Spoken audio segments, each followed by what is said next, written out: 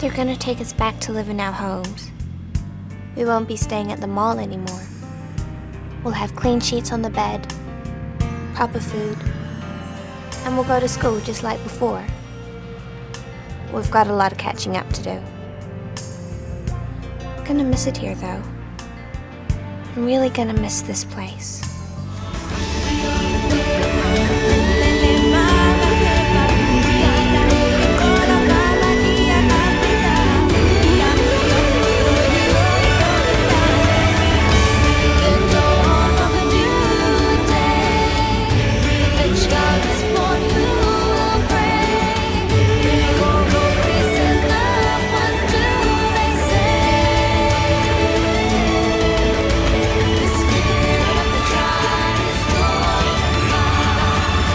Welcome to a brand new series of Conversation on Eagle Mountain, a podcast about the tribe.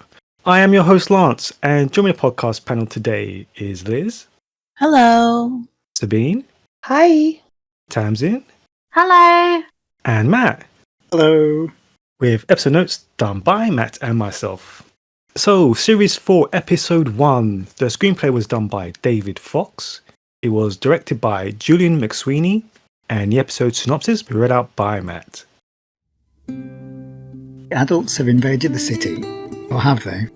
As chaos ensues, the remnants of the mole rats attempt to get answers to all their burning questions, whilst the invasion force shows their dominance and technological prowess. The series premiere opens with a mysterious invasion force that we had witnessed in the cliffhanger parachuting out of a plane.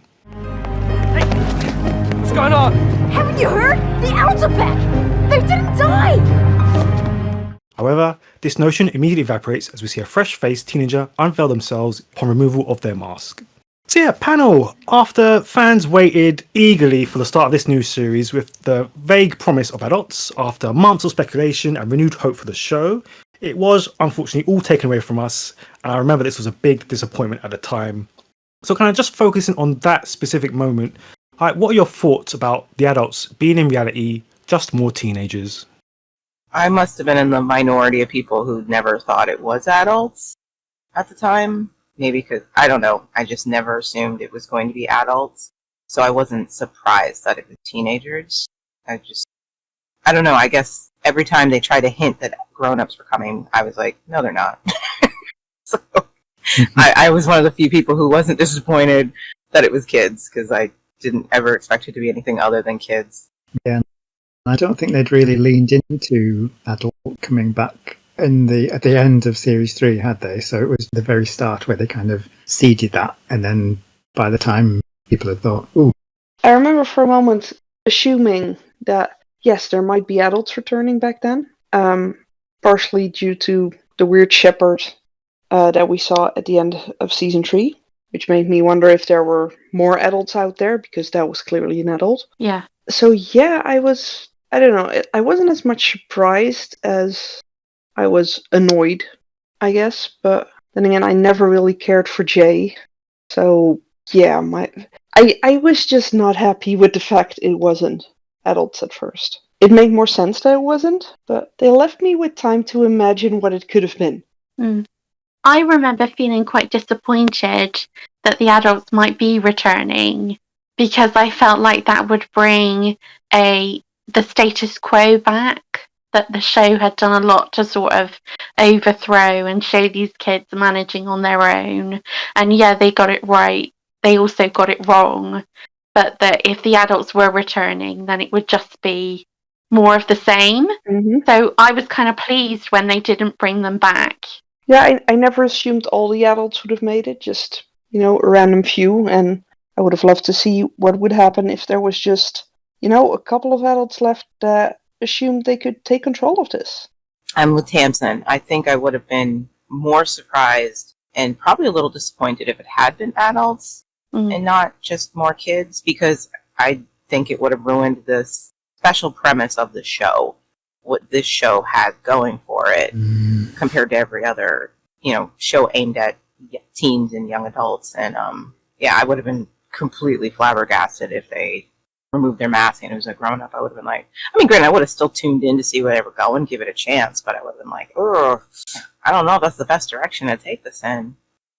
I'm going to completely disagree with everybody here then, because for me, I thought that a couple of adults having survived, like natural immunity, that would have given a great dynamic to that. The show needed a fresh boost, rather than these fresh-faced kids who can pilot planes and have all this technology and all this other nonsense that really doesn't fit for me. I thought adults would have given a really great story concept to play with. They would have. I mean, I guess the thing is, we know at this point, having suffered through season 3, that whatever way that they would have decided to go, it would never have really made a lot of logical sense or hit the story beats that we would have expected in season 1 and season 2. And so I think probably it being another invading tribe of children made more sense than if it turned out to be adult and they kind of missed the landing. Because they would have. Because they missed the landing with this. See, I'm gonna challenge you on that, because we just had an invasion force of children. Like, they're just replicating the same thing with just new tools. Like, the adults would have been a completely different angle and concept, but they've just replicated everything. So it's not like they were trying to do something different and new. Like, but that's because we know that they can't do anything different or new. And even if they're trying to, they're gonna miss the landing. So it's probably better that it was kids as opposed to adults. Because you can imagine how muddled the conversation and the writing would have got around a bunch of adults that had survived. I don't know. I think I would have taken that more than these Technos with everything they've got in their arsenal. Just me personally. I'm going to be honest. The Technos don't work for me either. But it's the less of two evils. Would their technology have made more sense if they were adults? Yeah. Yeah. I could have easily bought that. Yeah. The technology that adults had hoarded. Yeah, absolutely. I was going to say, especially because we're not quite sure what time period this is actually taking place in. We know that it's set in the future, but if they were adults that were on some sort of secret military base, which I'm assuming these Techno kids are the children of adults who were on a secret military base, right? And that's why they have access to all this stuff. That kind of would have made sense, because we know that this isn't taking place in the 2000s. It's probably taking place in their version of now, like 2024, 2025. So them having that tech that they were developing in secret would make more sense. It was being developed back then, though. Not the laser shooters. That's just... But the other stuff was in development back then. I have to say that regardless if it had been adults, I still would have found the technology laughable. I just don't think they had done a good enough job building in this world for me to suddenly accept that this is the sort of technology that has existed somewhere in this world, even if just in secret, and this group managed to get their hands on it. I don't think the show ever did a good enough job setting that up. The show always grounded itself in a real, like, this could happen anywhere right around now, the time you're living. That's the way it always played itself from the beginning, even to season 3. The technology we saw was always stuff that we'd always already be familiar with, stuff that was even already kind of outdated. You know what I mean? Even the sound effects, that's why they're so generic. That's not what a Game Boy actually sounds like. You know what I mean? But so I'm like, if they would want me to buy this technology, they wouldn't have been able to sell it even if it had been grown-ups invading. I would have been like, okay, when did this turn into The Last Starfighter? You know what I mean? Like, what? You never gave me the grounding to belief that any of this already exists in this world somewhere, you know? Yeah. So I still wouldn't have bought the tech, regardless if it was adults wielding it. I hate to bang on it. It just goes back to, like, poor planning. Like, he had this outline of the tribe in the series, and yet if you knew this was going to be the outcome, why didn't you plan for it? You know what I mean? Like, yeah, this was your idea. I mean, this first episode suffers from poor planning, in my opinion. So that is just a symptom of a bigger cause of what's going on. I mean, they don't even talk about things like electric cars in this universe. No. Anytime cars come up, any kind of vehicle, it's always, we need diesel, we need gasoline, we need petrol. You know what I mean? Like, they are speaking on the kind of tech that you would be familiar with in the 90s and the early 2000s. They don't ever make any kind of future references of tech of any kind, or even just imaginary tech that they've made up for their world. It just doesn't exist. Everything is very grounded in that a certain time period. So if you want to tell me this is supposed to take place in the future, they did not prep that. This world has never prepped me for that. So Yeah. That's interesting because I had always assumed that it was taking place not in a distant future, but in the near future, just because of things that we had seen, like the way the children dressed when they were at school, and the fact that they called the different sectors of the city sectors, that sort of language. So I assumed that although we were seeing it in the 90s, it was meant to be referencing, 2015. 2016, that sort of period of time. And see, I always assumed that those takes on uniforms and wording was, again, to make things in a very generic way so that no matter where you were watching this, you could relate to it. Yeah. Mm-hmm. It wasn't that makes sense. Location specific. So that's why it's like the school uniforms don't look like any uniforms you've ever seen anywhere, so that it doesn't hearken to any specific place where kids wear uniforms. You know what I mean? Everything is meant to be very unique so that you can't pin it down as to, oh, that must take place in New Zealand or, wherever. Because it's like nobody wears these things to school. Right? So that's what I thought they were going for. Is why the city never had a name. Oh, yeah, I was about to say, yeah. Mm-hmm. Everything was just meant to make you feel like you could become immersed in this world because this could have happened anywhere. It could be you. Mm-hmm. That's why the accents are all over the place. Even siblings don't have the same accent. You know what I mean? Because you're never meant to feel like this is an American story or a European story or whatever. Yeah, that makes a lot of sense. Yeah, I don't know. I was never bothered too much about the sectors and stuff. I don't think she was bothered by it.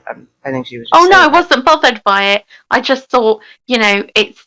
Because I always considered the tribe to be... Before we got into this stage where we've actually got, zappers and AI, I always considered it to be sci-fi because it was, I thought it was taking place in the near future. So that's just the perspective that I had on it. So it's interesting that other people didn't see it that way. No, never really thought of it like that. But I guess I always saw the sectors more like the specific school districts and such. They can have what, this part of town goes to that school. Yeah. I mean, yeah, this conversation leads us directly into discussion about the actual concept of the show and how it seems to drastically shift now, because we do get this sudden influx of virtual reality, computer systems, electricity, laser weapons, teenagers having access to this incredible array of technology. And regardless of whether you like sci-fi and these particular elements, it is a major shift for the tribe. So just kind of what do you think about the decision to take the show in this direction? I think the very idea, the core idea of reintroducing technology into a post-apocalyptic world where kids have been forced, or the survivors basically have been forced to, reinvent how they live. Some ways they've had to go back to their roots, to the rural, agriculture way of living, and just get used to not having certain amenities that we take for granted in our everyday lives, just heating and running water. And I think the basic concept of bringing technology back into this sort of world, that is okay. I don't think the way they did it was great, but I'm not against the idea of it. I think it would definitely upturn your world. And but I agree that the tone shifts completely. You do feel like you're watching a completely new genre of TV show, and it's, I think Tamsin said it was like a rebrand. It definitely feels like a reboot of the tribe. Like the basic concept that we were doing before, they got bored and they ran out of ideas, so they decided to just recycle all their old ideas with this new glossy paint over it. So I don't think the concept is bad, just their implementation of it didn't work out for me. Yeah. I know I'm in the minority here. I do actually like the idea of them, introducing this level of technology back in. I kind of wish they would have done it a bit more slowly than they did. But yeah, imagine being a kid like Jack and, always being so fond of these kinds of things. And then suddenly in comes this new group of people who have everything you've always dreamed of. I don't know, I liked the idea of them bringing that. Sure, there were certain elements that I really don't understand why they had to add them, but I do like the fact that it gives a new perspective on what the Guardian called the true bringers of chaos, because it made me wonder if this level of technology is what he deemed true chaos. It's interesting that you mention about the Chosen, because I want to ask a question, and this is probably yet another one of my it's set in the future things. But I was going to ask, when we had Chloe and Ryan being sent to the mines, Mm-hmm. is there any chance that they were mining lithium for the Technos? Yeah, why not? Well, that's what I was thinking. I mean, Makes sense. it could have been interesting if the Chosen had been using slaves and then selling what they were making back to the Technos. So maybe that's where the Guardian knows about the Technos. I always kind of assumed so. Really? Okay. That's just me wanting to incorporate the Chosen and the Technos into a bigger picture. I was just going to say, any idea we can come up with can combine and make this world better than it is, because they didn't take the time. They just didn't take the time to do this, like to embed the Technos, to explore the Technos. We still don't even know like where the Chosens actually came from, where they were based. Yeah. I mean, we don't know, and we have 2 series of the Technos, series 4 and 5. We still don't even know where they came from. We don't know where any of the things come from. Like, it's just poorly implemented is the word to use. It's just poorly implemented. I agree with Lance right there, because I'm just like, for years I thought I just hated the Technos. I thought I hated the concept of them and that they'd ruined my favorite show. And then I started reading a lot of great fan fiction, and I was like, the Technos they're not the problem at all. It's that they never built them. They never did anything with them. They didn't explore who the frick they are, where they came from, what, how they operate, you know what I mean? And they're just something shiny to jingle in front of the screen. I was like, they never really were the problem. It's just the way they were utilized and the world building. It's like, it made sense that they didn't want to do a lot of world building in the beginning, because it was a very small, contained story at the end of the day. But if you're going to expand the world, you need to build that world, Yeah. Yeah, no, I completely agree. I mean, like you said, it's not the concept, it's the execution that's poor. Yeah. And potentially, if you'd had better execution, it would have fitted. It would have been quite interesting to see this invading tribe come in with all this secret tech. And I suppose it could have reminded you again that although the world of the city is quite small, the world outside the city is different. We don't know what's going on, in other parts of the country, in other parts of the world. So the idea that this invasion force comes in and they're coming to take what they want from the people in the city, whether that be slaves or whether that be, the fact that they've got some power plants, that sort of thing. It's an interesting concept, but again, like everybody has said, the execution doesn't make any sense. They're not really cared about that. Like Liz said, it's just a fresh coat of paint to sort of put out the same old stuff again. But Matt, you said you joined with this. So what's your take on it? Yeah, I think I'm possibly in the minority of people who actually quite like Series 4. And I'm hoping that as we go forward with it, that still holds up for me. But yeah, I think the concept of them was really great in that you've had this, and not just in terms of the technology aspect, but you've had 3 seasons where you're going from survival and beating the virus, and then forging some sort of society. And now they've got that. They've had their, they've built the city. They've had their elections. They've got their own sort of form of currency, and now you're having this sort of group of people coming in. They're sort of bringing back almost part of the old society that these kids have spent all this time building up. The clash there, and just a really kind of interesting thing to add into the mix. I'm not turned off by the idea, Mhm. because it's like we've already explored slavery, and cult-like religion being brought into society. And I really like the idea of colonization, because at this point Yeah. now our city kids are the indigenous being taken out by a more advanced civilization, And so I think the idea behind all of this is actually really great and in tune with the show, because historically that's what the show has been, exploring the idea of building societies only, starting from scratch, making it work, and as Matt pointed out, just all the successes these kids have had to build to create their society, starting from just surviving the basic hunter-gatherer survival, and then having marketplaces and having currency and having law and courts and having a way they do things, business, commerce, and now they are being and guess what, outside of your little world that you think is so big, there's a greater world, and there are people who've made it even further, with the advantage of holding on to tech from before everything fell apart. And so I don't think that is outside of what the show has always been about, because that is kind of, in my opinion, the next step. When civilizations are growing, this is what happens. As you grow, you start bumping into other civilizations, and the best man wins. And it would have been interesting if they had actually done something with that angle, because in the past we had the tribe sort of looking at things like capital punishment, looking at things that it takes to build a society, and colonization would have been an interesting angle for them to sort of open up and explore through the prism of what was happening to the kids in the city, but doesn't happen.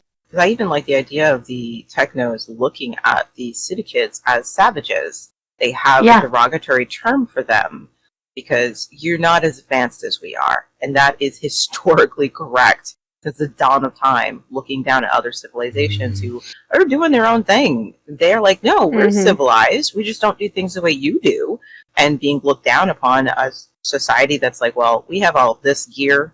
We're so much better than you. And we need to change you. We need to convert you, whether it's to our way of life or our religion or our systems of law and commerce and all that stuff.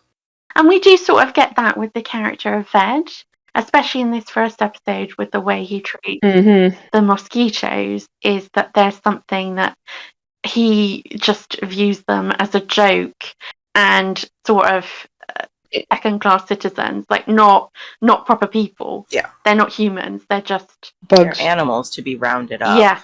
Yeah, exactly. Because even Jay has a similar take. He's not as grotesque as his younger brother, but he's also completely distanced himself from the reality of what they're doing. These are human beings, but he is treating them like animals that need to be frightened, cornered, and dealt with swiftly, and there's no thought put into it. So even though Ved is like more outspoken about his disdain and not seeing the kids in the city as people, as human beings, Jay isn't any better. He's just not saying terrible things, but his attitude is pretty much the exact as his brother. That same sort of just flat, we're taking care of the gophers in the yard. And where Ved's like, I want to blow up the gophers. Jay is just like, no, we're just going to smoke out their holes, get the nets, blah, blah, blah. But they're just gophers to both of them. And even the the language he's using as well, like it's an operation, it's a program. Yeah. It's not, it's making it really impersonal. Well, it's another extension of reality space, isn't it? They've practiced this in a program, and everything is going according to plan now. Well, that and I'm glad you brought that up. It's like they've done this millions of times before. Yeah. Yeah, no, speaking about that, because we're talking about it's not the concepts and the sci-fi elements that are the problem. It was like, again, it's just the implementation. And because like the very first real scene we get is Ram pretty much watching porn on his AI virtual machine, and it's just like such a tonal whiplash from what we've had in the tribe, and it's like it just should have been implemented more delicately, basically. I want to raise something as well, because we technically had a threesome in that, and we also had incest as well. Yep. I also want to There's say, a lot. There's a lot in that one scene. It was quite uncomfortable to watch. It's very uncomfortable, and if you unpack it, there's actually a lot in that. I totally forgot it was there. I'm so glad I wasn't the only one who felt that watching that today. Oof. I was like, oh wow, looking back at this is a really messed up scene that's happening here. And it is incredibly jarring. Despite how many young people we've seen being intimate throughout 3 seasons and, you know, having to deal with all sorts of things that come with that, this was like stepping over a line. I'm not saying it was like a terrible thing. It's a part of the tonal shift of what the show is going to be and how it's going to treat these concepts. But if, let's just say I want to give someone some credit, again, perhaps it was purposeful. Whereas scenes with intimacy in the past have been shown from a very human perspective. They're personal. They're these people deciding to share an intimacy with each other. And what comes with that? People trying to take it against another person's will, people being manipulated into it. But it still felt incredibly human. And this is so detached and cold and objectifying of such an act, you know, and especially I actually do like the way it's shot. We are introduced to Ram showing that this is how he treats intimacy. You know, it's a product that he can produce to his liking, and there is no consent from the people involved. And then it makes it even worse when he takes off his mask and Java and Siva walk in, and you realize, oh my gosh, he is watching made-up softcore porn of these 2 real people. You know what I mean? And they have no say, but they've already accepted, like, the way they're talking, they know exactly what he was looking at, and that it likely involves them, their bodies, their likeness. And it was like, wow, that's an interesting way to introduce a character. Like, it was messed up. Wow. I'm still surprised they got it past the censors. I am Yeah, too. I was going to say that. Because if you think about, now, spoiler for anyone, but if you think about the May Celine kiss, and then you think about this, I mean, this is the first time we're seeing any of these characters, Ram, Java, or Siva, and this is how they're introduced to us. I felt uncomfortable watching I did. Yeah. Oof. As an adult, especially. Which was just surprising, again, considering how many intimate moments we have seen a bunch of young actors having to play out through 3 years of filming. And yet, this just felt exploitative. But I think that might have been the point, because this is our introduction to Ram as a person and how he sees people. I can't give him that. I know. I can't give him that. I feel like. That's what I said. I'm like, if I want to give credit, I don't know if it's deserved. I don't know if this was just flash and glitter, you know, to keep people watching and be tantalizing. But just maybe, if it was done on purpose, if they did this on purpose, it was actually a great way to introduce him and tell us about what kind of person he is. I don't know if it was done with that kind of purpose in mind, though. Really interesting, yeah. Because in a way, it feels like, how do we spice up the show and going the HBO route? Boobs! You know what I mean? Like, it kind of had that feeling to it. Yeah, it did. Yeah, because the difference between the intimate scenes that we've seen in the past is we have seen those characters move towards each other in such a way. We've seen a story build towards them. We've seen it signposted that they're going to get together. But this was just there. I totally forgot that it was going to happen. And I was like, oh my God.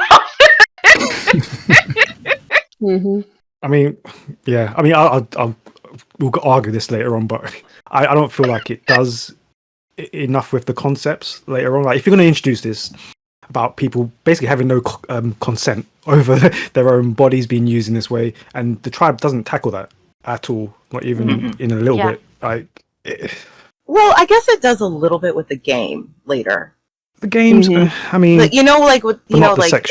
and all the rest. Not the sexual aspect, but it does kind of touch on people being used, their likenesses used against them, and that they're participating against their will because they're hooked up to these machines. So I guess they do tackle it, but yeah, they ignore the sexual aspect completely. The thing is, when we get to consent, the situation with Java and Siva is that Java has kind of consented to most of this stuff because she wants to be in the tribe, she wants to be in the position of power, and she is sort of, we find out later that she's cajoled and manipulated Siva into doing it as well, that they had to be like a package deal. So in a way, Java has consented to this, but Siva's consent is more questionable. Dubious. Yeah, exactly. That was the word I was going for. Thank you. All right, let's move on to the mall. And yeah, our first real scene in the mall, we witness it being deserted and occupied only by Jack and Ellie. Where are we going? To the airstrip. What'd you think? It's miles out of town. Well, we better get going. Casey and the twins will be halfway there by now. He's already gone. Yeah, and he took my good camera, little thief. Look, wait, look. I mean, we don't even know if the plane's gonna land. I mean, how can it? The runways have been out of use all of this time. Jack, it's been circling for half an hour. It's either going to land or run out of fuel and crash. Either way, it's a pretty big story, wouldn't you say? But as we get further scenes with Ebony struggling to come up with information whilst Moz is missing, and Amber wakes up without Bray, it soon becomes clear that a huge majority of the core cast are gone. So yeah, panel, we get an influx of all these new characters, and it kind of just hints that everyone else we know are gone. Yeah, how did you feel about that?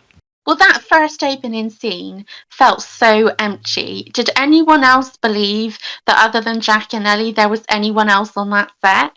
Because it wasn't just empty in terms of it's just the two of them, but their voices were echoing around. And I know that you're meant to believe that Andy, Tally, and KC have gone to go and see what's going on with the adults. But Alice is still meant to be there. Tysan is still meant to be there.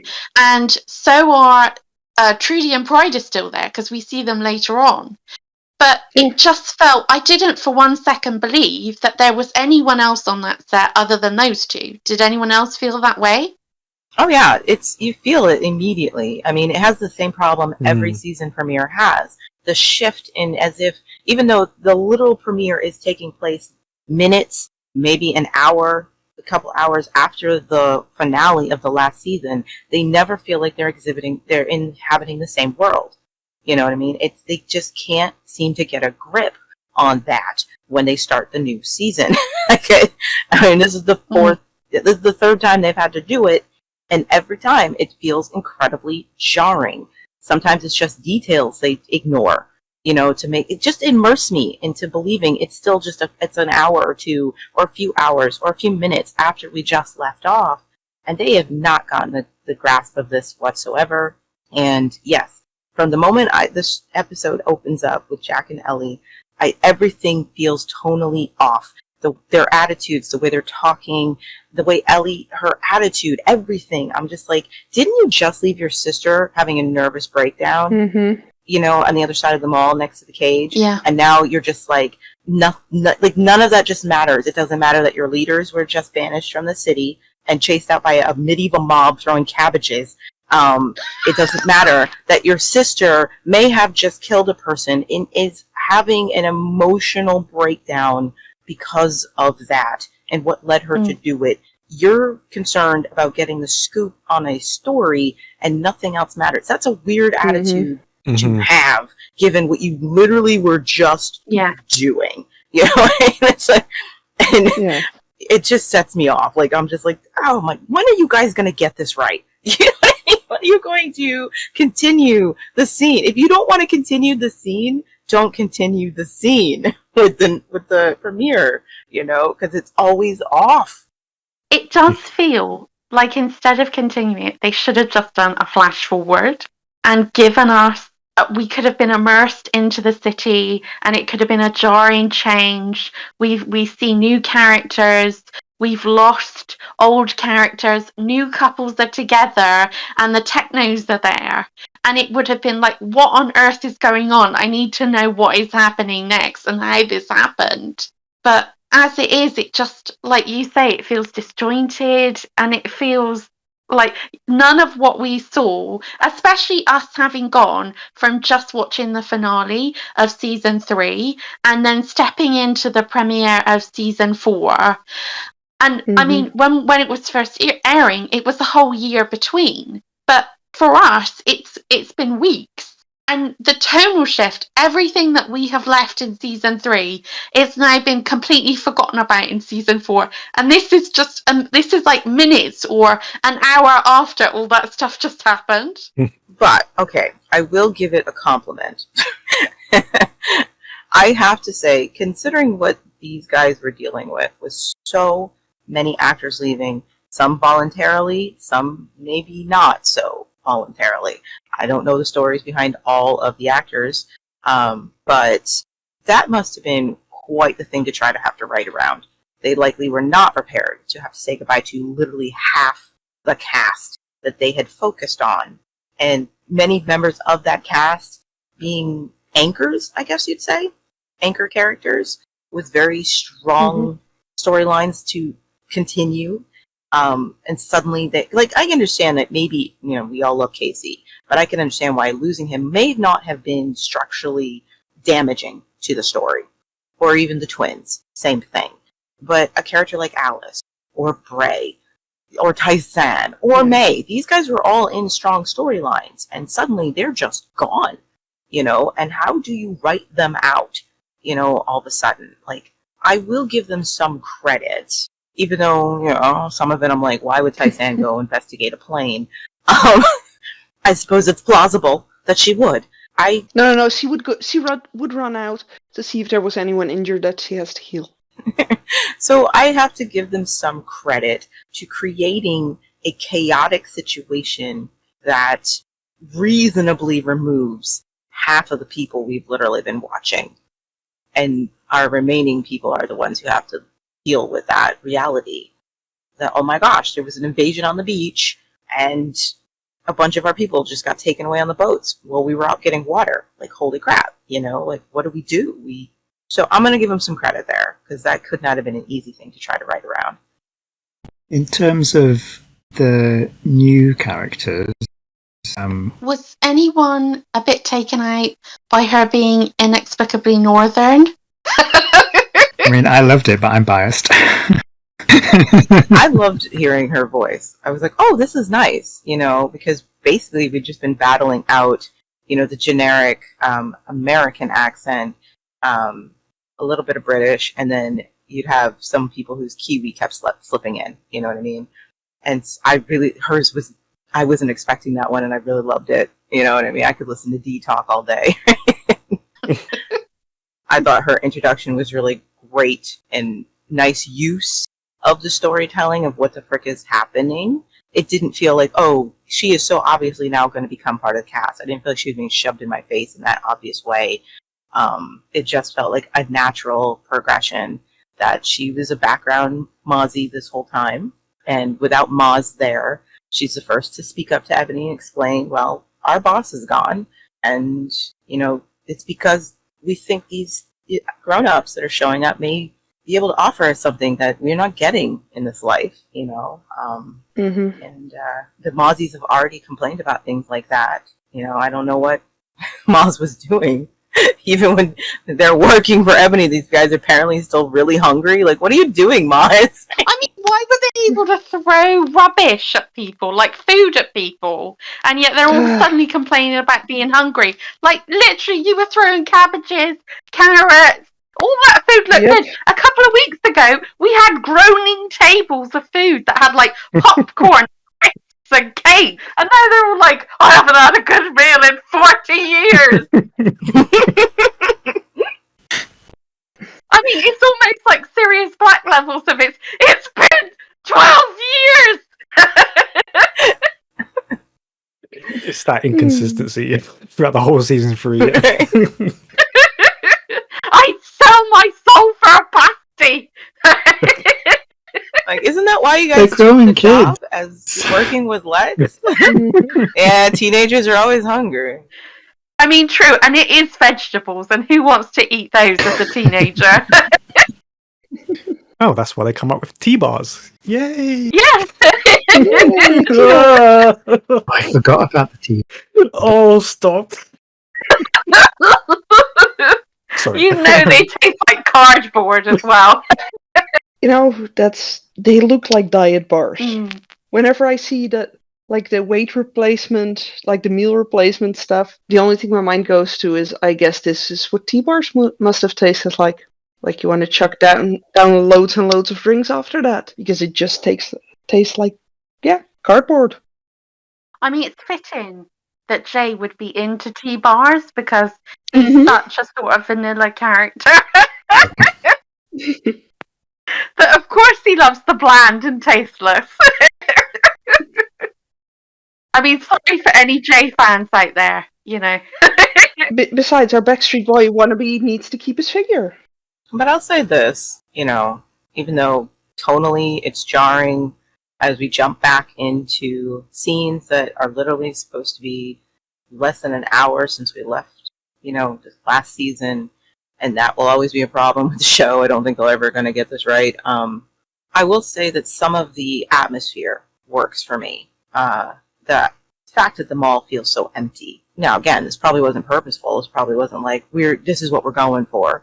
But it did kind of work out in its favor because it does give that sense of isolation. There's something big happening outside. Nobody knows what it is. People are sort of just kind of scrambling. You don't know where everyone is. You assume your loved one is still at home, safe, while you're going off to get information. Then you realize they aren't where you left them, which only leaves a couple of places they could be. And of course, your worst fear is they went out into that danger. You know what I mean? So I do think it ends up working favorably towards this invasion, that sense of invasion. Like if you just were imagining yourself in your normal life every day, where you and your family members are out of the house various times, various places, just, throw a dice and decide what if an invasion happened right there at 2:15 p.m. on a Wednesday afternoon. Where would your family be?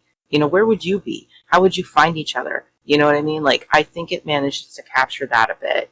Just that sense of you're just going about your business, and all of a sudden catastrophe strikes. How do you find the people you care about? Where are they?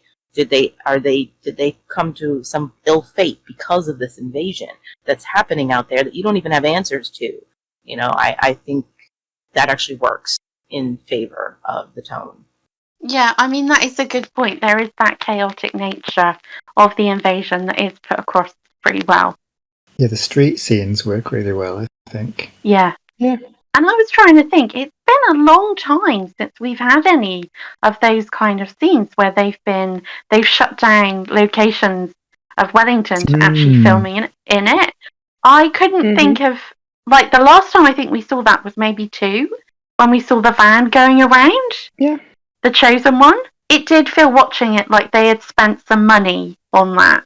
Yeah, you get those nice aerial shots of kids running in the streets and the streets all jacked up. Like, oh, wow, okay. Nice effort here. Speaking of the invasion, alone in her room, we get a rather somber scene with Chloe contemplating what it will mean to have the adults back in their lives. But her reflections are soon shattered when she's attacked in the mall by the Technos searching for potential prisoners. Got the whole area secure. I need one more little vert to fill my quota.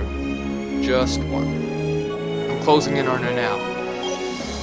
What do you make of Chloe's initial thoughts about the adults and then her escape attempt? So I felt like Chloe was actually talking to Patsy. Yeah. But that might have just been me. No, that wasn't just you. You felt that too? Yep. It's a really, oddly thoughtful moment of what other people might be thinking.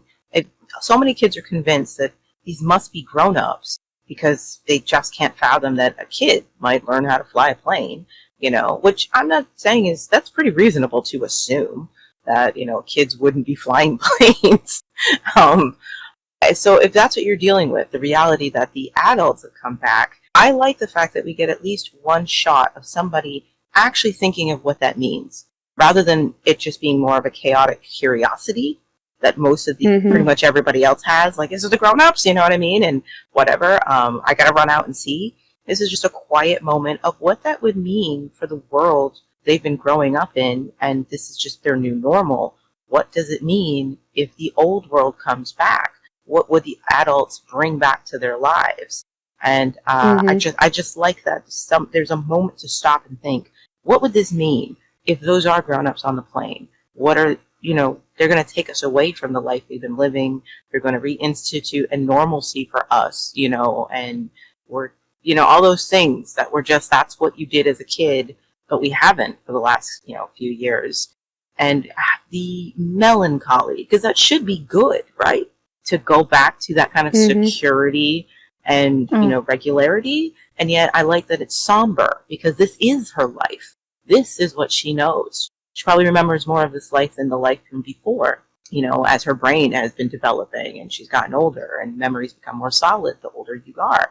And so I like that it's not terrible that the adults would come back and rescue us from this chaos. But at the same time, this is what's become home. And I'd have to say goodbye to this too. And that would not be easy. I'm leaving something that I have grown to love and has grown to be my life. And I have to say goodbye to it. So I was very shocked that it was given that kind of thoughtful moment. Yeah, and it was a very fitting way to pick Chloe for that as well. I mean, had they done someone like Celine would have rejoiced at, getting that sense of security back. Whereas for Chloe, it makes so much more sense that she's just thinking about it in this way. I also think Chloe was an interesting choice for this, because if we think about this being a hard reboot of the show, Chloe was really the first character that coalesced the tribe into actually being, because Amber and Dal were on their way out of the city, they came across Chloe, they rescued her, and that's really the start of the mole rat. I mean, admittedly, they weren't in the mole then, but that is the start of the show. And Chloe then being our viewpoint into her mindset around the adults and her thinking back on how she first met Amber and Dal is, again, I think it's an interesting character to have picked, to have had this interesting somber moment with, and it felt like genuine writing, as opposed to a lot of what we see in this first episode, but this felt almost season one-ish, where we were getting the point of view of a character and how they were feeling about what was happening. And even what she's saying about, having clean sheets on the beds again when the adults come back is quite reminiscent of what was being said when they found them all, which I thought quite nice. I did like the scene, but also in some ways it kind of felt a bit off, because she kind of grew up a bit more than how she was being portrayed. But then I don't know who else could have done it. Only thing I thought was about the Technos, that do you have this reflective moment about it, dealing with the reality. So the grown-ups are back, and this is what's going to change. And I'm kind of sad about that, even though there's a sort of relief and just an acceptance. The grown-ups are back. I'll just wait for them to come in, and take me away from all this, and just take a last moment to reflect on the home I'm going to have to leave and the family. And then, of course, it's not. It's, a bunch of teen thugs. And I was like, what a way to have your private moment shattered. And then when she hid under the bed and they were looking for her, I was like, oh, so they're just as good at finding people as the Chosen, apparently. You're not even looking. You're just glancing around the room at one eye level. just big furniture in here. Get down on your knees and look under a bed. Like, you guys are terrible. It was like Jack hiding from the Chosen under his bed. Oh my goodness. You have a quota to fill, dude. Look for her. But it's interesting, going back to what we were saying, you referenced the quota thing. It does, again, it feels so impersonal. Chloe's just a quota.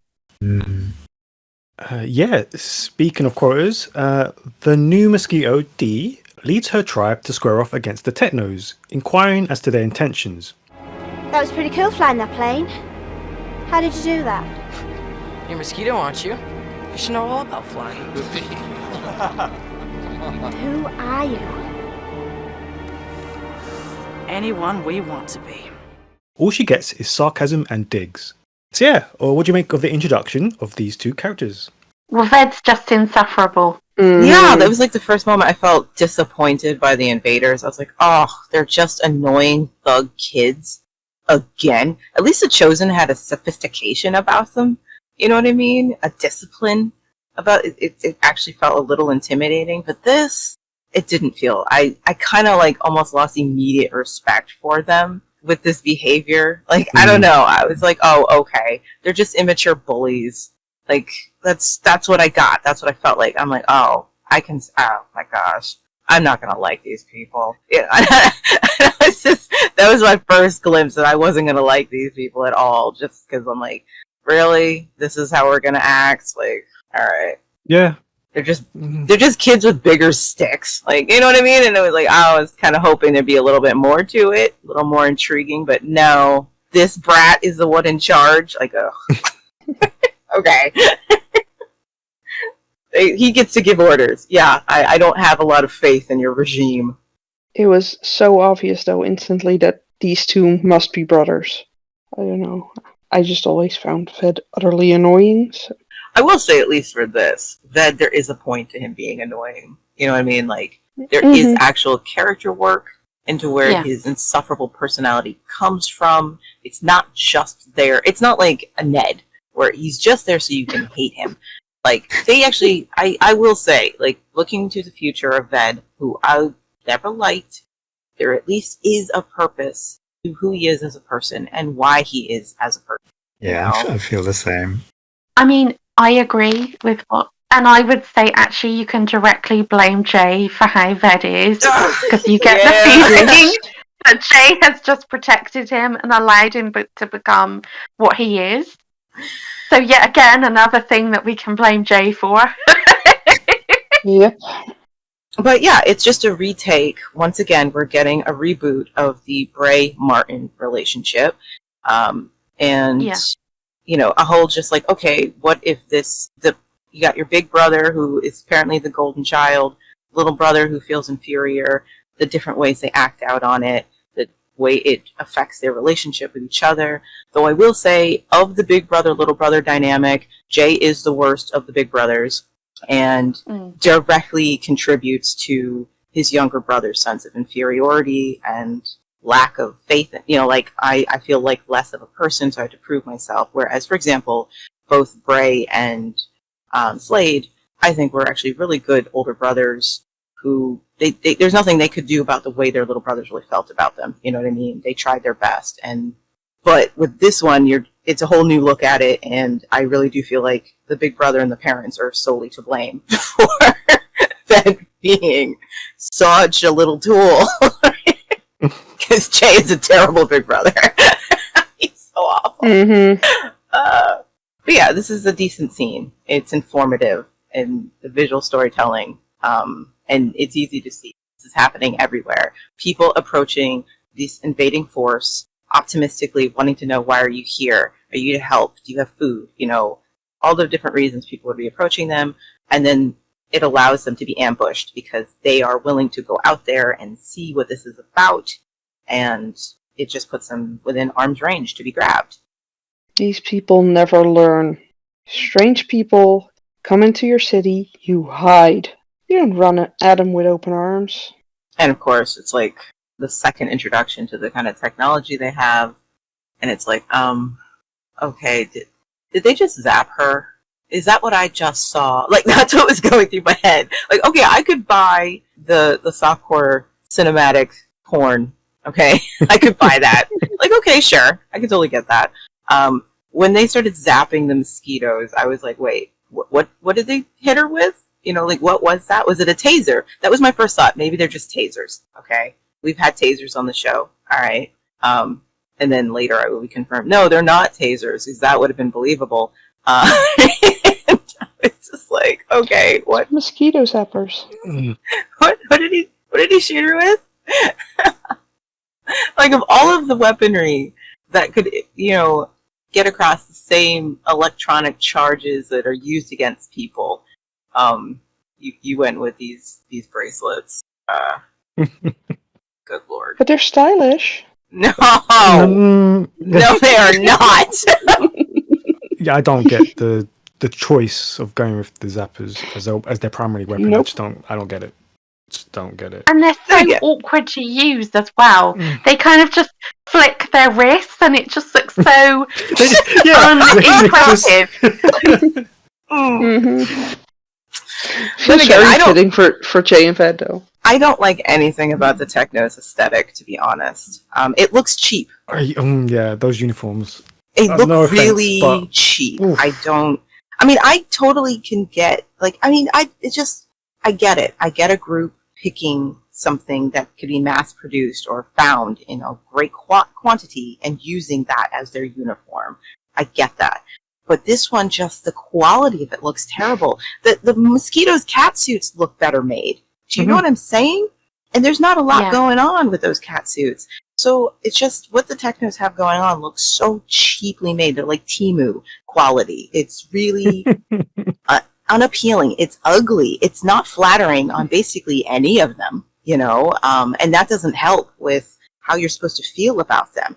Now, you may not have liked Chosen robes, but you can't deny the aesthetic suited them and looked quite good on many of them. It was able to be styled just so, and just enough individuality to important people in the Chosen, and the quality of the robes looked good, and you could see the purpose of having these robes. But these Techno uniforms are butt ugly. They don't do anybody any favors. The masks, everything. I'm just like, this is a really ugly aesthetic that I have to stare at for 2 seasons. And it's supposed to be intimidating. And I'm like, you could have fixed this. You know what I mean? But look at that little plastic thing on the chest. Like, why? Why is this cheap plastic there? It looks awful. Even the zippers, you couldn't create a flap that would hide the zipper and give you a nice seamless look across the front. You're wearing baby onesies, with a little bit of metal stuff on it. They look hideous. Whose idea was this? I'm also going to further go with that and talk about the T on the forehead, because I just felt like they didn't need any sort of tribal markings. It would have been better if they hadn't had any to sort of differentiate between their tribe, their society, what it is to be a Techno, and what it is to be part of the city, be part of all these different tribes, wearing the face paint, the makeup, and the difference between the two. And I just couldn't get over that really, really lame T that they have. Like, don't get me wrong, it's clearly T for Tamsin, but and it's not clear if it's a brand. It made me think that actually when Vader was talking to Dee and they were like introducing themselves, to have that kind of tribal marking like the rest of the city. I hadn't thought of that before you said it. But it's also not clear, because later on we're going to get this, and I'm confused between if it's a brand. No, stop. No, we're not going there. We're not going there, Tamsin. Okay. I won't go any further. We're not going into that cesspool. I am going to also add, Liz also raised about the Chosen costumes, and I wonder if we're getting these Techno costumes because, do you remember the conversation we had about them having to share one Chosen robe? And I wonder if the reason why the Techno costumes look so cheap and ugly is because they are cheap and they were able to produce them on a massive level, because we have so many more Techno characters than we had Chosen characters, and it may be simply a case of they had those cheap costumes. It's just a pair of combat trousers, a lycra top, as opposed to large, nice-looking robes. I'm just saying that's not where they should have skimped on the budget. Okay, I'm just saying. I agree. We have to see them on the screen so much. Just get a couple. Again, you could just glue things on, but you could have glued things on that just helped with the structure and made them look nicer. And you wouldn't have had to make too many improvements to make them look nicer, more flattering. But they went real low on the cheap. Mm-hmm. And I was like, for this being the invading forces uniform, come on. You needed to put a little more effort, a little bit more money into that. Yeah, some of the background Technos could have gone cheap, but your top ones? Your top, yeah. Yeah. Mm-hmm. They should have it should look a lot nicer, okay? Do you know how much better Ved looks when he has that combat jacket on? It's like, because it just takes away all that whole stupid black uniform. This is not doing your silhouette any favors. Hideous. We want Bray and Amber back. It wasn't right you sending them away. As I said, I'm busy. I don't think you understand, Ebony! We don't recognize your right to lead us. Well, fine! So run against me in the next election. When will that be? Well, tomorrow maybe. But then again, can't maybe never. What about Bray and Amber? They were bad-mouthing me Pride. Okay, I had no choice but to get rid of them. You know, I could have done a lot worse. Amber's pregnant, Ebony. So what? She's got Bray, hasn't she? And they're both out of the city safe. Lex, meanwhile, is pretty unfazed by this entire scenario. So yeah, what'd you make of Pride confronting Ebony and Lex's continued support of Ebony? It's fine, I guess. I don't really care for any of these expositional scenes so that we can catch up what happened and what our new objective is. You know, like there's a lot of whitewashing of what literally just happened. There's a lot of rewriting what happened. Just there are a lot of little comments because I get it. They're setting the stage just in case maybe you didn't see season 3. Like if you were just jumping in the show right here, okay, that's what these scenes are for, so that you can understand what the deal is and what the new objective is. And so there's a lot that's not mentioned, and the importance of Bray and Amber being put on the table. Even comments about how Amber's so close to giving birth. And it's like, no, she's not. But they're just rewriting the fact that she had this alien pregnancy that literally progressed in a matter of weeks, you know, and now they're acting like, no, she's like 9 months. She's about to have that baby any moment, even though literally she herself said it's too soon for the baby to be showing up. You know what I mean? So I don't really care for any of these conversations. I understand they have to be here, but you know, this here is just setting up Pride, his relationship to Amber and Bray, and their importance to people, and blah, blah, blah. And I just don't care.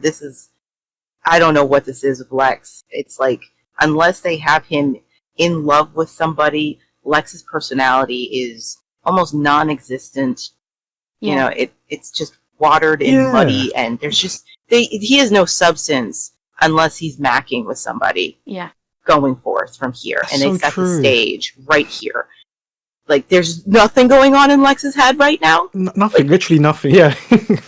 Like, no conflict. It feels so out of character. Like, I can understand him still backing Ebony, but a previous Lex would have still had two minds. He would have had thoughts about it. And he wouldn't be 100% pleased with some of her choices. But this Lex is just like, whatever. I don't even care about the plane. I don't care what's going on. Because he doesn't have a personality anymore unless he's trying to get into bed with somebody or scamming someone. That will be his personality for the next 2 seasons. There's nothing there. I was just thinking if Lex would have, with the way Lex used to be, I just can't buy the fact that he's just mindlessly following Ebony while he finally has the opportunity to be alone with his wife without the guardian there. He's been waiting for that for so long. And I mean, I suppose the other thing is you've raised a good point there, which is it just doesn't make sense that he wouldn't go and make sure that Tai-San is okay. Because we know, for all Lex knows, the last conversation he had with the Guardian was rambling about cryptic things that could potentially mean what is happening now. Right? So for all Lex knows, this is something to do with the Guardian. He's left Tai-San all on her own in the mall. He hasn't, he's like not fazed by it at all. It doesn't make sense. Both of you have made really good points. But I want to pick up on Liz's about the fact of his personality, and something that we all raised in the last episode when we talked about the finale of season 3 was how bored the writers appear to be with a lot of these characters. And I think Lex is testament to the fact that they are so bored with writing his character. And like you say, Liz, he's now just going to get reduced down to a one-dimensional love interest. And that's kind of going to be his motivations now moving forward. He's either lost someone or he wants to get with somebody else. And I mean, previously to this, the other versions that we saw of Lex probably would have been really interested in what was happening, or would have been very concerned about what was going on with Tai-San. Old Lex used to plan. He used to plan for his future. He used to plan for the things he wants. And this is just a very... I never saw Lex as someone who just is going with the flow of whatever happens to be happening as long as he's okay. Because, you know, I'm like... he's lacking bite. He's lacking desire, you know, ambition, wanting anything in life. You know, I'm not saying that a person can't grow into a place where they're just like, I just want to be comfortable. And I am. You still have other desires. You still have concerns. You still have conflicts of interest. You still have worries and priorities. And yeah, this is just he's so bored sitting here. And it's like, there's a plane circling your city. People are running around, freaking out. And yes, you just had a conversation about true chaos coming from your wife's other husband. And you're not at all wanting to just go back to the mall and check on her. You're like, oh, I'm at work. She'll call me if something's wrong. Like, that's his attitude. I'll see her when I get home. We'll talk about this. And it's just like, this is bizarre attitude to have. Yeah, but this whole scene is bizarre. I mean, let alone the fact that, Pride is there after Trudy mentioned something. Since when does anyone listen to that girl? Does anyone really care about Pride, though? Demanding things, banging the table, No, but I was Should just not have been surprised kidnapped instead. Yeah, totally. Oh God, totally. The eye roll that Ebony gave him when he hit the table, I was about the same. I was like, really? Really, Pride? We can sacrifice him as tribute. Don't knock off my pens. That's the other thing that the episode suffers from. Believe it or not, the Technos aren't the worst part of the episode. They might be the better part of the episode, which is blasphemous to say, but they are, because our regular characters, their tone, their attitude, and their emotional state in every scene is completely different, and there doesn't feel like a reasonable flow-through for those emotions.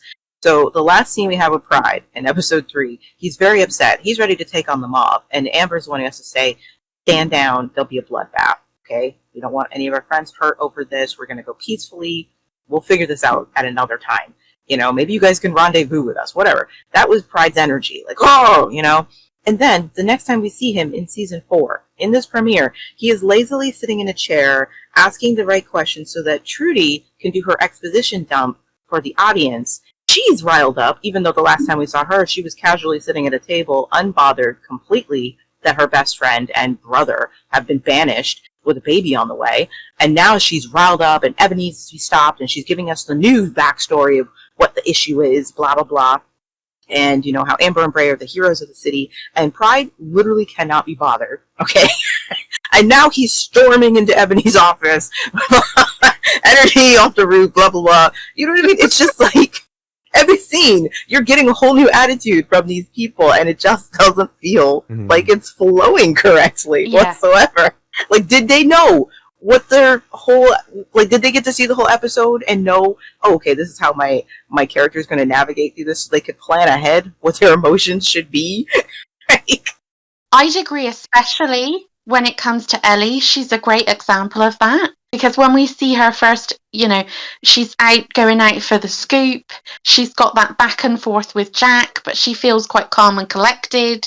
Then when we see her again at the mall, she's clutching. Well, she finds out that Alice isn't in the mall, that she's gone missing, and that kind of sends her into a tailspin. But she didn't care about leaving her previously, but okay, whatever. Right. And then we see her later, and she's kind of like rocking with her hands over her ears because of the level of noise. And it feels like these are 3 different characters played by one person. Yep. Exactly. Yeah. It's like they needed someone to be the hysterical one. Guess who wasn't there? Celine. So they were like, guess who? It goes to you, Ellie! Yeah. Celine's gone. We're sending Trudy after Amber and Bray. I was going to say, if Trudy was there, they would have labeled it on Trudy. You say that, but I have to say, Trudy was very coherent in this. She was the only one who was kind of talking any sense. It was great. Yeah, because she was the only one who could take the role of being the coherent female. There was no one else who's making the decision. So they were like, "Oh, Trudy, that's what you get." And Ellie, sorry, you drew the short straw. You're the hysterical one who can't handle this now. They had to make Trudy take charge because she had to go off and get Amber and everything. So it landed on Ellie. So it's like they're literally just playing parts, character types, not them. They're not playing themselves at all. They're just, somebody has to be the hysterical one. You know what I mean? Someone needs to be the damsel. Hey, it's you, Chloe. You know what I mean? It was just like, this is all we have left to work with. And so, you guys have to, we need a big aggressive male. For some reason, we're not giving that to Lex. We're going to give that to Pride. You know, it's just, it's all over the map. And we were like, well, we need one calm male. Guess what, Jack? You've graduated. There's literally only 5 of you left. And the parts will be played by everybody. Oh, and I love the conversations between Ebony and Lex, where they're suddenly talking about tribes that haven't been spoken of for how long? Okay, all of a sudden we're going to acknowledge these old tribes. The demon dogs are always up for a fight. Yeah, if it's with us, where have they been? You don't get to just invoke their names out of the blue. The jackals, like you guys had spoken as though these tribes had been decimated by the Chosen, so they can't suddenly exist for you now. And season 4 does that a lot. And I'm just like, you could have just made up some new tribes that have formed since the Chosen. It gives you a chance to reshape the city, to show that the city has reshaped since the Chosen. There are new tribes, but suddenly they matter. Yeah, almost every exposition scene, I was like, I don't need this. All right. Yeah. So over on the Eagle Mountain Observatory, communications are set up on the front line, Lord Ram. So if you'd like to view progress, I want this room to be clean. I've just found dust. Next I'll find bacteria, and this whole place will be infested with a virus that will leave all of our computer programs obsolete. Meanwhile, the remnants of our Morats finally realise what must have happened to all their missing loved ones, and Lex finally loses his calm at the loss of Tai-San. So yeah, specifically, what do you make of the battle tactics used here by the Technos in order to consolidate the invasion attempt, and obviously the conversation between the Morats? My only complaint about that is I'd like to know how they're watching the invasion in real time. When did these cameras go up?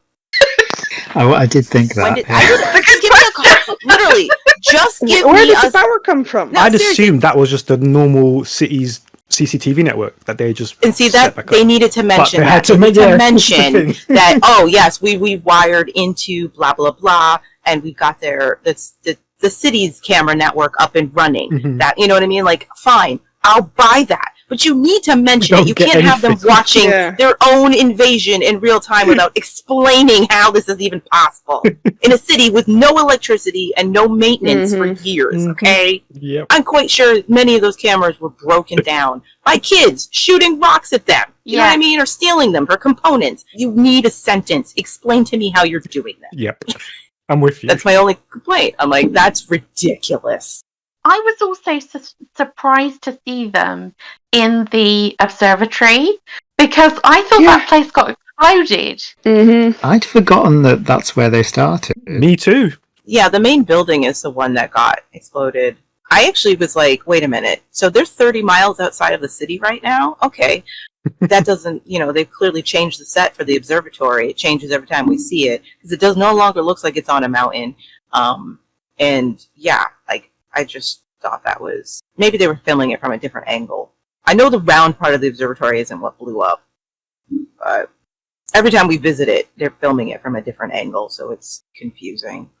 I mean, it does make sense that Ram wasn't actually... He was quite far away, like you say, 30 miles away. Because if they can hack into the CCTV and show him all this stuff, it wouldn't be that typical that he would be too close to the action because he might want to run away, or in his case, just drive off at a slow pace. But yeah, it's very strange. The geography in this is very confusing. We've had this before in the tribe where you're not quite sure distances, where everything is happening, but I very much felt that in this, that people kind of teleported to places because we start the episode and Lex is outside the hotel and it just goes, people teleport all around the place. Yeah, I felt that too. In terms of the battle plan, though, I think it made a lot of sense. One thing that I thought was quite powerful was when they were inside the mall and Ellie was having that freak out, but you could hear the noise, and you have to accept that, these kids have not had any noise like that for such a long time, that it would freak you out. Yeah, I thought they did a good job with that sound and fury. It sounded like Sound and Fury. Yeah, in general, effective, yeah. And you did get that sort of tension watching it. Yeah, I like they did a good job with that. and so noticeable when it finally stops. It's like a volcano erupting. Yeah. It's just this wall of noise, and then it stops. Then and the that's silence, even, suddenly the silence becomes eerie rather than something you've always been used to. Yeah, and that's when you would be genuinely afraid, because you'd be thinking, like, what is happening next? I am a little confused. I mean, granted, I don't have any real complaints about the battle plan except for the camera situation. I just need some sentences explaining this battle plan, like what's happening here. Because we got these paratroopers, and the way it's shot, I'm assuming they were dropping a lot of them so that they could come into the city on foot. Okay, when were the trucks coming in? Yeah, I was going to say that. And where were the trucks coming from? You know what I mean? It's like, okay, so why do you have paratroopers and the trucks coming in separately? Why not everybody come in? For intimidation. Like, just have them all come in on the trucks, coming in from different roads into the city. It seems like a waste of resources to have the paratroopers. But I just would like some explanation about the plan. Like, where are these people coming from? They don't have to give me, like, where the Technos originated from. Just either film it in a better way so that I can understand how they're all working together, because it's like, you're a paratrooper being dropped out really far outside the city, because that's what it looks like. You know what I mean?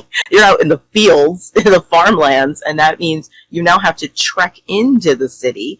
Just felt like wasted time and resources, and they're making this look like it happened super fast. Like, the paratroopers are way over here, but they're already in the city, and it's a little spastic. And it does feel like people are just teleporting all over the place. And I appreciate the chaos, I would like a little coherency. Else I could get, how all these invading forces are converging together. It did look cool. It did look cool. Yeah. But I need more than cool. Yeah. Yeah, but it's, it's not just cool. It's scary. It's a show of force. It makes the kids in the city wonder, oh no, if they can do that, what else can they do? Yeah, but we do need some lines, because like I mentioned, setting up in Eagle Mountain, it's kind of random when you don't factor in anything else, and then all of a sudden we see them in the city. Like the whole base gets moved into the city with no explanation. You just need some lines, just a couple of lines, just to cover the non-flashy bits. That's all I need some logic explaining some of these logistics. That's all I need, because not everybody. I like the chaos, because you are seeing it, a lot of it, from the point of view of the kids on the ground while this is happening. And it would feel this way. It would just feel like you have no idea what direction this invading force is even coming from. They're just suddenly everywhere. That is terrifying. But as a viewer, since I am getting the third-party view of the invaders, I need some explanation as to how they're working. Like, if you had never seen Eagle Mountain, you wouldn't even know where they were. We only know that because we know what the observatory looks like, and we know its distance from the city. So we have that spatial awareness. But if you hadn't, you would have no idea where these guys were even set up. Right. Like, I don't know what this big ball is or where that is in the city. And you wouldn't even know until episode 2 that it wasn't in the city, because that's when they drive in. They bring Ram in, they cleared everything and all that stuff, and that's when he drives in with the girls. But if you had no idea where that was, you have no idea where they're driving from. Like, where is that located? So yeah, it just needs more words. All right, cool. That brings us to our final thoughts of the episode. So the episode ends with Trudy and Brady having left the city in order to track down the banished Amber and Bray. Okay, so what do we do? We improvise. Okay, Amber, how quickly are the contractions coming? Trudy, there's something wrong. Amber, it's fine. I can see the baby's head. It wants to be born, but you gotta help. You gotta push really, really hard. No, I can't. We're gonna do this together. Come on. Meanwhile, Ebony gives a very meta speech in the mall, or rather, to us, the audience. They need to accept that their friends are gone and that they are all on their own now. Panel. I'm not going crazy here. I felt like she was speaking directly into the camera, talking to us, telling us directly that this is it. Your friends are gone. The characters you know and love are gone. Deal with it, pretty much. Get over it. Am I going crazy? Was it not that? No, that was it. It It felt like that moment in those parody movies where somebody directly explains the plot to the audience and says, "Got that?" Like, that's what it felt like, 100%. I was like, what? I'm like, did I see that? I was also going to add, it felt like a bit of a challenge. Like, this is it now. You know, you're either with us or you're not coming back. Yeah. I can imagine that for some older viewers, there would have been a moment where it's just like, yeah, it's a dare. I dare you to keep watching because things have changed. You know what I mean? And you're just kind of like, oh, all right, I guess I have to make a decision now whether I'm going to continue. Because you've literally just told me that the show I used to watch ain't going to be the same. This is a new reality. Get on board. Need to manage expectations here. Manage expectations. It's interesting as well that Ebony's the one that delivers that speech, because let's be honest, Ebony moving forward, I mean, the tribe has always been an ensemble, but moving forward from season 4, Ebony is the star.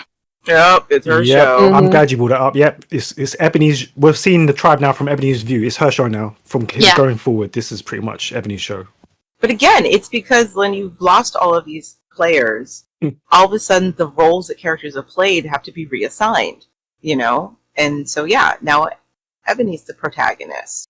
It looks like, you know, they already knew at this point that it couldn't be Amber or Trudy because the women were going to school, so they knew they weren't going to be around much. They were going to be off and on the show, so it couldn't be them, you know, because otherwise that would have definitely gone to Amber or something, you know, but that's why she's she's placed outside the city instead of brought right back. That's why she's giving birth, you know, it's not a false alarm or something, because she ain't going to be able to be here to run this. You know, so it's going to be Ebony's show. She's the only one who can take on this role right now. And, you know, I mean, I give them credit for laying the gauntlet down and saying, look, this is our reality. Are you with us or not? Everybody's gone. It's just us. I found it interesting to see her back there, though, you know, with the others. Mm. Well, their memories are going to slip sometimes with whatever is done. We've seen that happen a lot. Banished your leaders today, this morning. Like, it just happened. And yeah, and but she also pardoned Alice for murder or suspected murder. It doesn't matter because she's gone. Nothing matters. The Guardian disappeared. There's no bodies. Nothing freaking matters that happened a few hours ago, guys. Hey, it's like Ellie says, that's page 2 news. No one cares about that.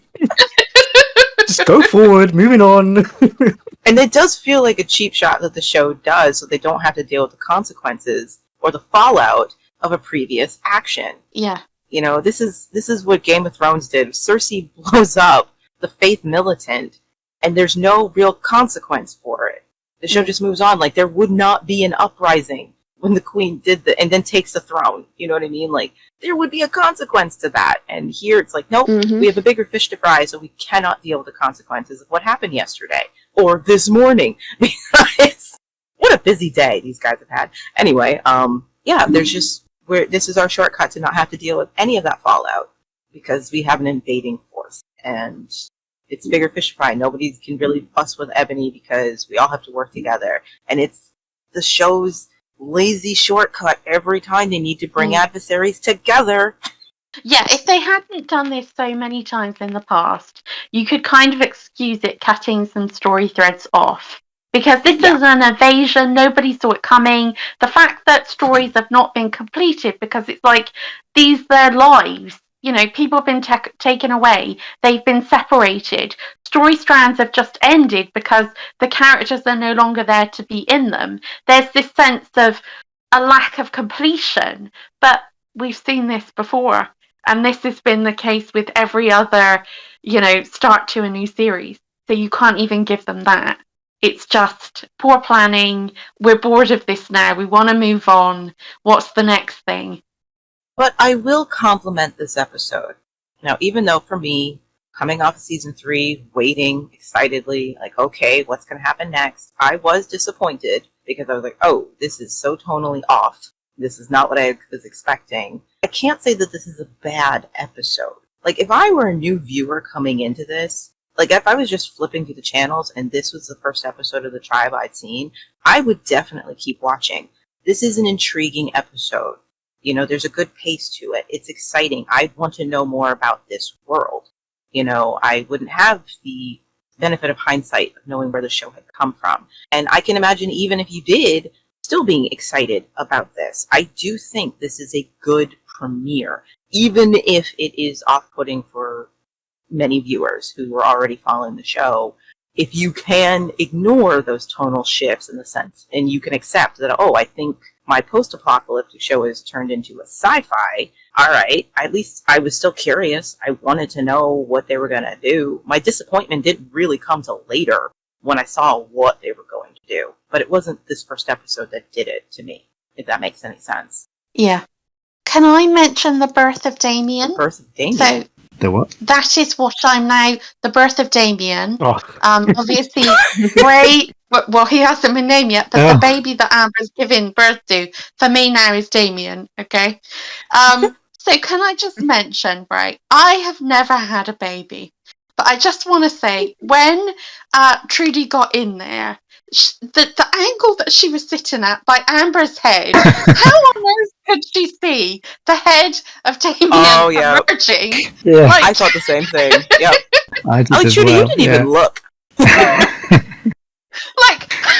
we talk about crazy geography in this episode, but that geography was the craziest. I really appreciate the fact that Bray did Amber's hair before he left. That annoyed me so much. I was like, you took the time in this state to fix your hair? Really? Okay. And even then I was like, you know what? I get it, Amber. You're in labor. You don't want those locks in your face. But had it been Sandra, I would have been okay with that. She just chopped him off. I assumed it was Bray. I assumed he just did her knots back up while she was asleep or something. The last shot of him, her hair was still the way it was, and he was looking out the door. Because there we go. It was the Technos. Yeah. They did their hair for must have been the Technos. Or it was Damien. He was like, "Mother, your hair is tight. You must have it back up in your knot, or I'm not coming out." I actually will say I did like that detail of a Techno coming into the barn, clearly having heard Amber in distress, seeing it's a woman in labor and being like, that's no good for us, and not taking her, not offering any assistance whatsoever. He just left a helpless young woman in labor, or just in distress, and be like, nope, not this one. After just taking her partner outside. Right, I was so messed up. Like, that's an interesting thing to learn about them. Yeah, true. Because for all I know, he's leaving her to die. But whatever, they're not humans.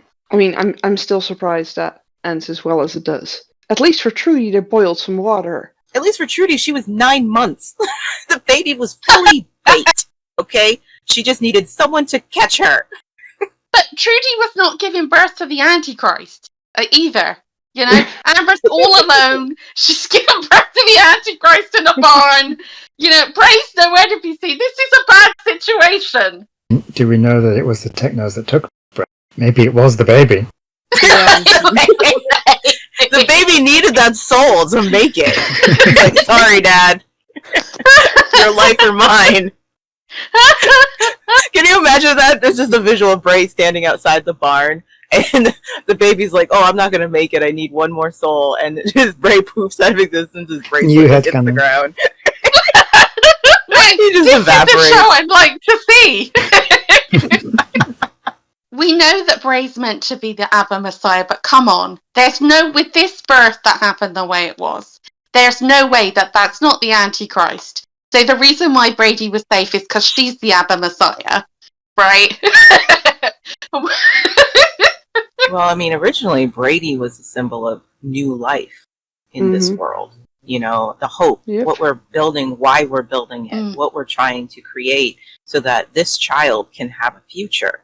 And then she got turned into a prop and just didn't matter anymore. And I wasn't allowed to speak. Oh, but I did like when Trudy said to Amber that, we're going to do this. And then Brady went, yeah. I like that as well. That was a lovely moment, yeah. But yeah, just generally, what your just general final feelings about this episode and this series coming ahead? Like, you excited? You not excited? What are your last thoughts? I'm looking forward to analyzing it from an objective point of view.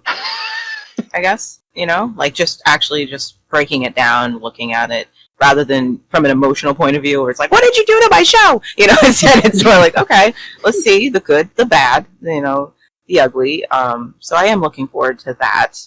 Yeah, it's exciting to see them working with some new characters, and it'll be interesting because we know where they end up, but I've forgotten kind of where they started, so it'll be interesting to see them sort of unroll.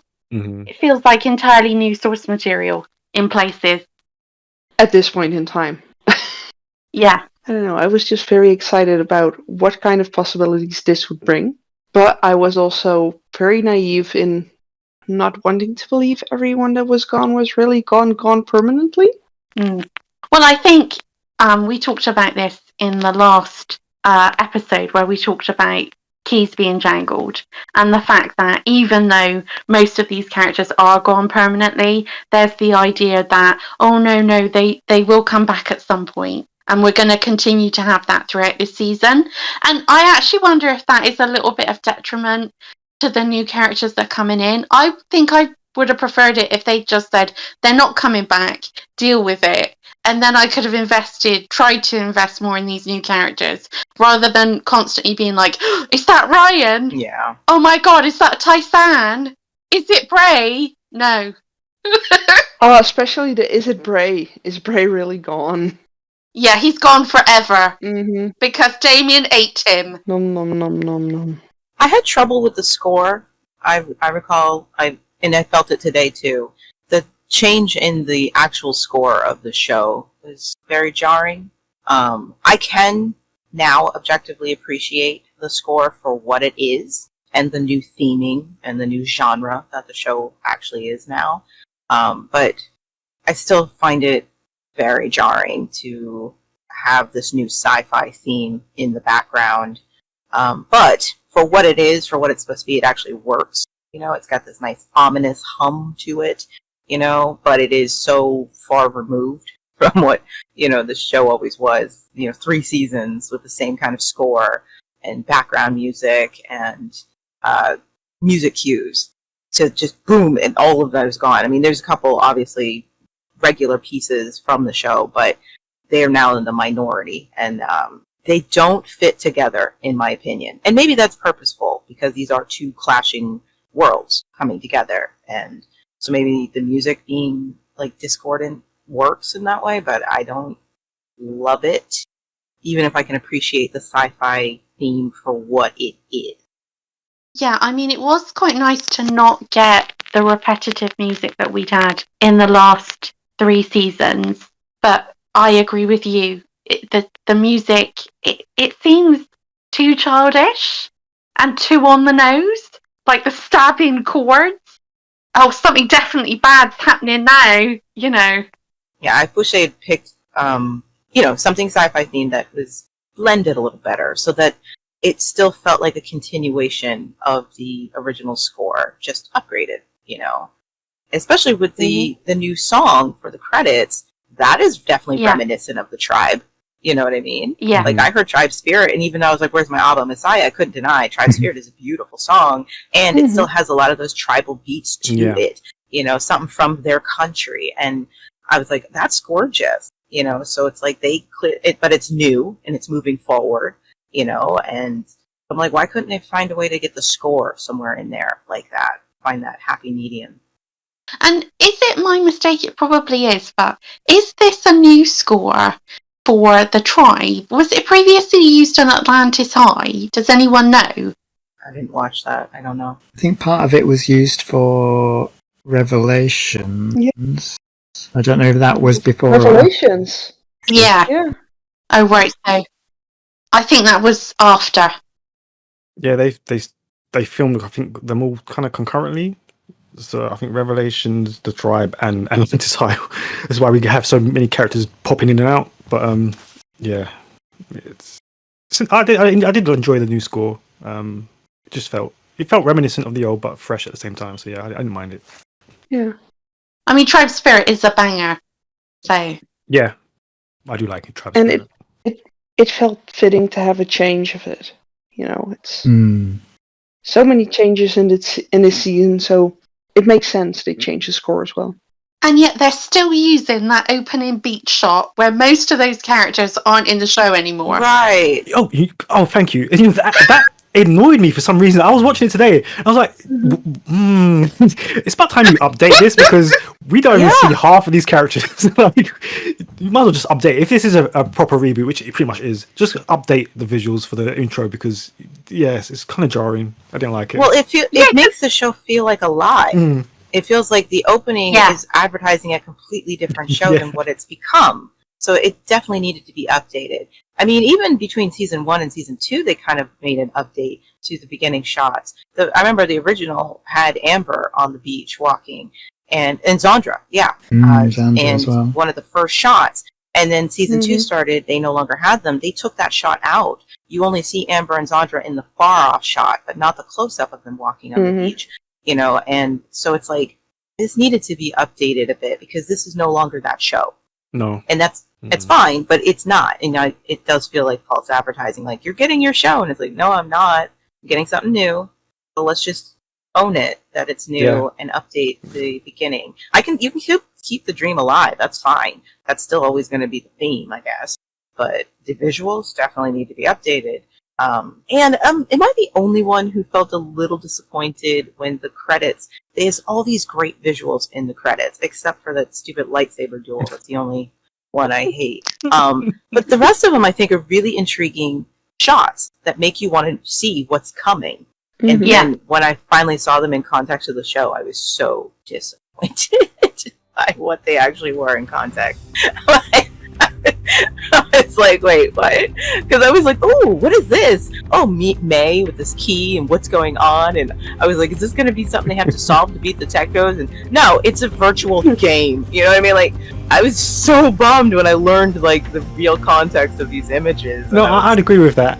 Out of context, those scenes it does get you excited. Like, oh, what are these? What is going on? Like, it does make you excited, and then you find out actually what happens. It's also that they spoiled the Amber return. They also spoil that May's coming back because she's in the shots at the end. Yeah, they spoil a ton of stuff. A lot.